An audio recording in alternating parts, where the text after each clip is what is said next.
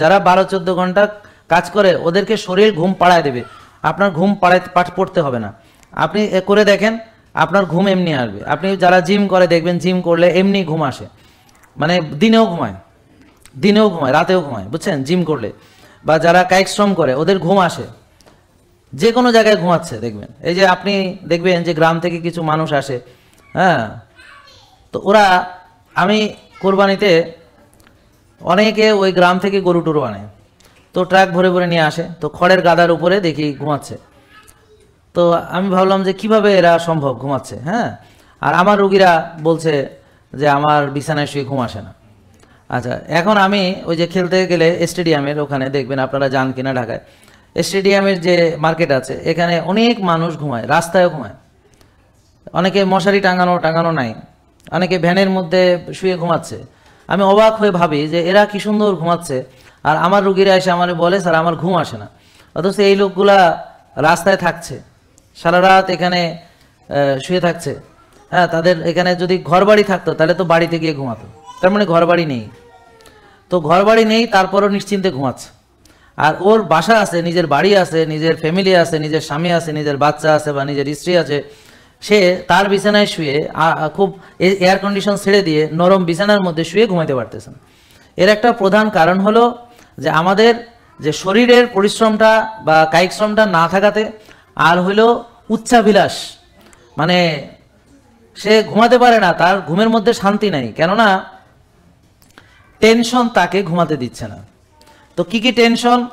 যেমন ধরেন এই যে রিক্সাওয়ালা যে ভ্যান গাড়ি চালায়, সারাদিন পরিশ্রম করে নিজের ভ্যান গাড়ির মধ্যে সে ঘুমাচ্ছে, এখন ওর পক্ষে সারা রাত জেগে এই কোটি টাকা স্বপ্ন দেখা সম্ভব না। ওর কাছে হলো আজকে রাতে না ঘুমাইলে কালকে পরিশ্রম করতে পারবে না, আর কয়েকদিন পরিশ্রম করতে না পারলে পেটের খাওয়া জুটবে না। তো ওর পক্ষে সম্ভব না রাত জেগে জেগে লাখ টাকার স্বপ্ন দেখা, বুঝতে পারছেন? আপনারা যারা এখন ঘুমাতে পারছেন না তাদের প্রধান কারণ হলো আপনি অনেক টেনশন করছেন, আর আপনার ভিতরে ব্রেনের মধ্যে অনেক কাজ, কিন্তু শরীরের কোনো কাজ নেই। আর ওদের হচ্ছে ব্রেনের কাজ কম আর শরীরের কাজ বেশি, তো এই জন্যে ওদের ঘুম আছে। অথচ আপনি ওদের চেয়ে অনেক ব্লেসড। যেমন ওরা যেই ফ্যামিলিতে জন্মগ্রহণ করেছে, আপনি তার চেয়ে অনেক ভালো ফ্যামিলিতে জন্মগ্রহণ করে আবার পড়াশোনা করে আবার ভালো একটা পজিশনে আছেন। সমাজের সবাই আপনাকে ক্রিম বলে, এলিট বলে, হ্যাঁ। আপনি সবাই ভাবে যা কত টাকা পয়সা বা শান্তি, কি নাদুস নুদুস চেহারা, হ্যাঁ। আর ওদের তো গাল ভাঙা চেহারা, খেটে খাওয়া মানুষের চেহারা। অথচ এই নাদুস নুদুসরা ঘুমাতে পারছে না কেউ।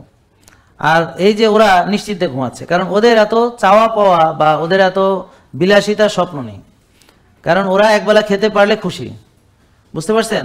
ওই 1000 কোটি টাকা পাচার করবে এগুলো স্বপ্ন তাদের নেই, হ্যাঁ। ওদের যে টাকা আবার আমার টাকাকে মেরে দেয় বা কিসে দেয়, আবার কবে দুদকে আসবে, আবার কবে ট্যাক্সে ধরবে, আবার কবে ভ্যাটে ধরবে, টাকা বেশি থাকলে তো জ্বালা, আবার কোন ছিনতাইয়ে ধরবে, আবার কোন চাঁদাবাজ ধরবে, টাকা বেশি থাকলে তো ঝামেলারও কোনো শেষ নেই, বুঝতে পারছেন? তো টাকা নাই, ওরা ঘুমাচ্ছে। আর আপনারা ঘুমাতে পারছেন না কারণ ওই যে আপনারা ভালো ফ্যামিলিতে জন্মগ্রহণ করেছেন, ওদের চেয়ে অনেক বেশি ফ্যাসিলিটিস, অনেক সুবিধা পেয়ে বড় হয়েছেন, অনেক অলসতা বিলাসিতা করার সুযোগ আছে, অনেক টাকা পয়সা আছে, কাজের লোক আছে, এয়ার কন্ডিশন আছে, লিফট আছে, হ্যাঁ, এসকেলেটার আছে, গাড়ি আছে, নাহলে রিক্সা চড়ার আছে, ব্যবস্থা আছে, কায়িক শ্রম নাই, হ্যাঁ।